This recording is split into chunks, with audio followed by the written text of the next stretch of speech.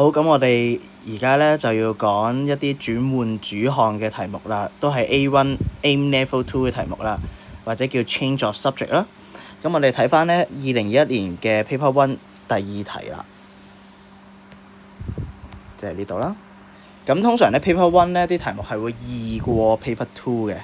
咁譬如我哋 A 做個 subject 啦，咁記住永遠第一步咧都係整走個份數先啦。有份數嘅整走份數先，咁通常都有嘅。點樣整走啊？將個 B 乘去右邊，咁然後點啊？佢要 A 做個 subject 啊嘛 ，A 做個 subject 嘅話，咁即係話咧，我要孤立 A 呢一個 term 啦。左邊有兩個 term， 我哋可以話兩個 terms 4啦，同埋負 3A。咁將個4咧減去右邊啦。咁最後啦，就可以孤立到佢啦。A 就會5B 減4除以負3啦，係咪？咁啊習慣啦嚇，養成習慣就係咧個負號擺喺出邊啦，即係唔好就咁擺喺個分母度。OK， 份個負號擺喺出邊啊。再好啲嘅，其實咧有啲人就計到啦。呢一個咧其實根本上就係4減 5B over 3，同一個答案嚟嘅。同一個答案嚟嘅。好啦，咁我哋繼續睇下一題啦。下一題咧就應該係2023年啦，已經係。不過咧其實就真係成日都出嘅，所以都預佢今年都會再出㗎啦。就係第一題啫。第一題，咁呢題就複雜啲啦。咁其實個做法都一樣嘅啫。整走份數先，我哋就話啦，咩叫整走份數啊？交叉乘呢個乘上嚟嘅分子。呢個都係交叉乘上嚟個分子，咁樣為之交叉乘啦。明白？交叉相乘就係各自乘喺對方嘅分子度，將個分母。咁所以就會5H 減3等於 KH 加 K 啦。咁樣交叉乘啦。咁下一步咧，永遠都係拆括號啦。5H 15HK 啦，我中意寫 H 先啦。KH 都得嘅，當然。咁之後點啊？下一步就係點啊？嗱，我哋第一步啦嚇，記住第一步整走份數，係咪？第二步拆括號啊嘛，括號拆啦，咁我拆咯喎，拆咗啦。咁第三步啦，就要 grouping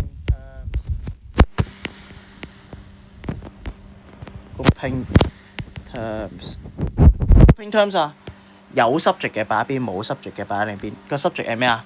subject 係個 H 啊嘛，呢兩個嘢有 H 啊嘛，咁咪擺喺左手邊咯，減去右手邊，左手邊。咁冇嗰啲又點啊？搬去右手邊咯，加15。之後點啊？抽 subject 啦。即係有啲似 factorization 咁啊，抽 subject 做個 factor 啦，即係話抽個 H 出嚟，5減 K 啦。咁啊，呢一題咧係考晒我哋要識嘅 step 㗎啦。所有 change subject 就係呢5個步驟嘅啫。之後就 change subject 咯，第5步就係 change 咯，即係完成咯，簡單嚟講就係。咁就變翻做呢個咁樣嘅嘢，咁就叫轉換主項啦。咁呢題係最難啦嚇，但係考晒所有技巧嘅嘢啦。2023年嘅第一題，之後就2025即係上年啦，係咪啊？係啦，上年啊，唔係2024年啊，2024年嘅第二題啊。咁啊呢個啦。咁啊，相對冇咁難嘅呢個就又係啦，整走份數先啦。我中意將個 B 嘅擺中，X 擺喺尾咁解嘅。你擺個 B 喺邊度都冇所謂。好啦 ，X 嘅擺一邊，冇 X 嘅擺另一邊咯。即係話減 C 啦。之後點啊？抽 common factor 啊嘛，即係抽個 X 啊，抽個 subject 做 common factor。最後完成啦。負 C A 減 3B， 咁都係嗰句啦嚇，個負號咧唔中意擺呢度嘅，擺喺出邊好啲嘅。好睇啲嘅，咁樣啫。又係嗰句啦嚇，又或者點啊？我唔中意負號嘅，有負號嘅，咁有啲人咧就會用呢個做答案都啱嘅喎。OK，咁啊近年咧就係呢3題啦，咁啊但係 MC 咧就真係幾乎年年都考啊，年年都考嘅 MC。咁我哋又睇下2021年嘅 MC 啊，第2題啊，係咪啊？2021年嘅呢個2022啊，2021年喺呢度，第2題係啦，咁樣啦，咁轉換主項啦，咁通常你見到係複雜啲嘅，係咪啊？複雜啲嘅，咁但係個做法都係一樣嘅，拆括號啦，係咪啊？冇分數就拆括號啦，直接就 m² 減 ma， 咁呢個係正統做法啦，咁又係啦，唔識做咁點算咧？唔識做咁呢啲題目，咁一陣間會講啦。咁之後點啊 ？A 要做 subject 啊嘛，佢意思係，咁即係話有 A 嘅全部擺晒一邊啦，有 A 嘅全部擺晒一邊啦。咁我哋咧擺喺右邊啦，今次因為咧有2個 A 喺右邊啦。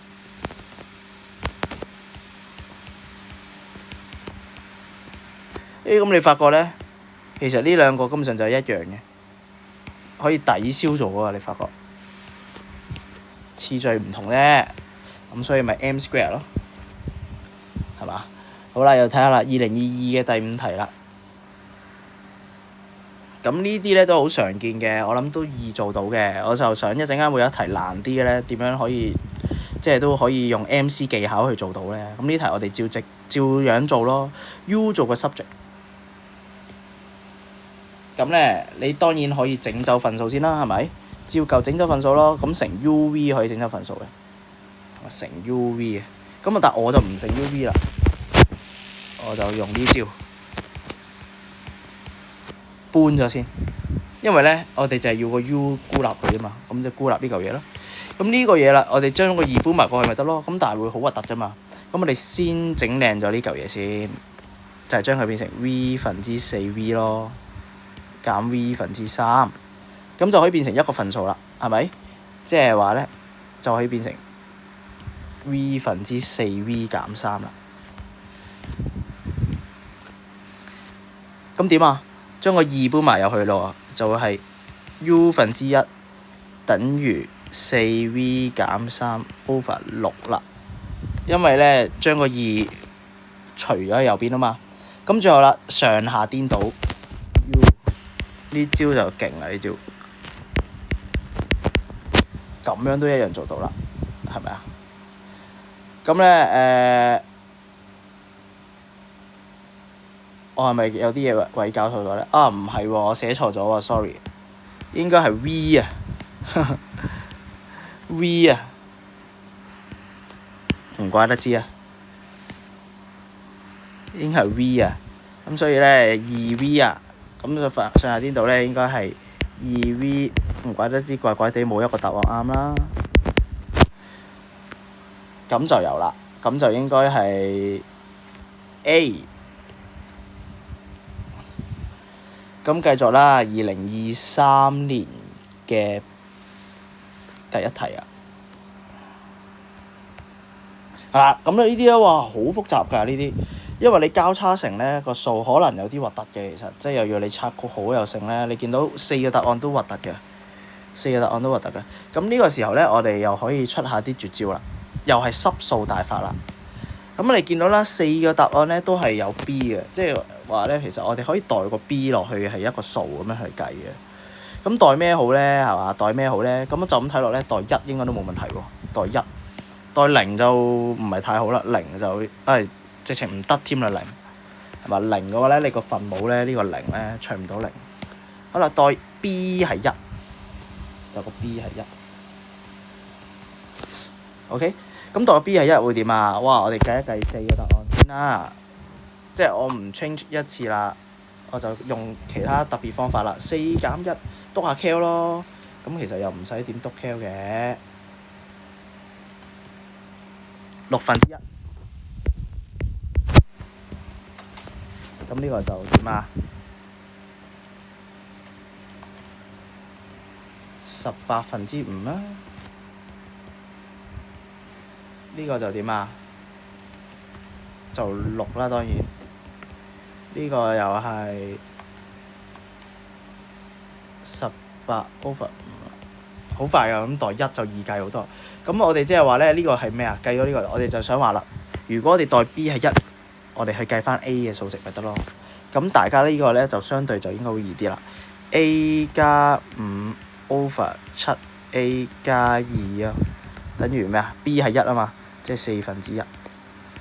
去計翻個 A 係幾多啦？咁咪4A 加20等於咩啊？7A 加2，咁所以-3A 咧就等於-18，咁所以 A 咧就等於6，咁你就計到答案係 C 啦。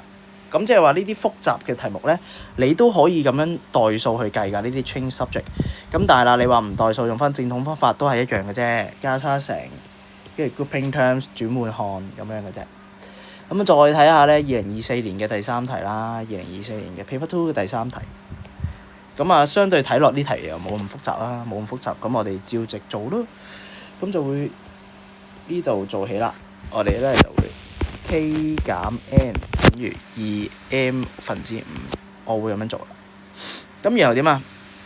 孤立咗個 M 先，我自己中意孤立個 M 先。2K 減 N over 5喎。咁但係咧，記住孤立咗咧，我係 n/1，m/1，即係唔點啊？將個2乘咗去上嗰個分子，5咧就除咗落個分母度咁樣啫。咁最後啦，分子分母顛倒咯，分子分母顛倒即係話咧 m 就會係5 over 2K 減 n 啦。咁又係啦，邊個答案？A 咯。之後啦，2024嘅第3題啊，講咗啦。2025嘅第4題啦，2025嘅第4題又係睇落好複雜，雖然冇份數，即係睇落哇，又 D 又 A 啊，又 C 啊，又要拆個好煩。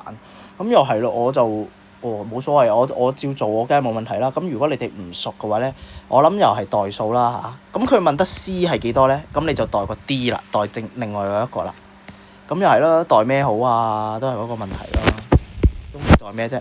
咁就咁睇落咧，代 D 係1應該都冇問題喎。D 係1，係嘛？今次我哋代 D 等於1啦。咁又係啦，代 D 係1，計先，篤 cal 先。D 係1係計到幾多啊？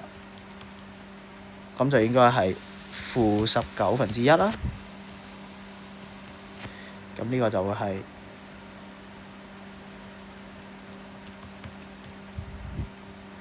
-7/5啦。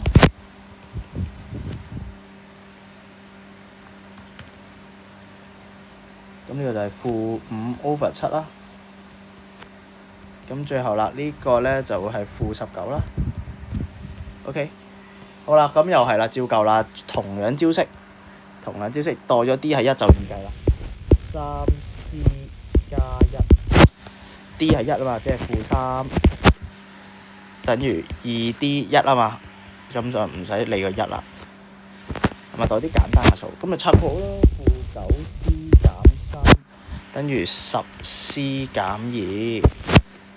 咦，我咪3D 加1喎，sorry，我又寫錯咗啦。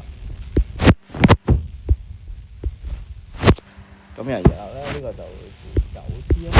咁又係啦，一樣啦，篤 cal 計一計個 C 係幾多啊？篤 cal 啫，呢個剩低就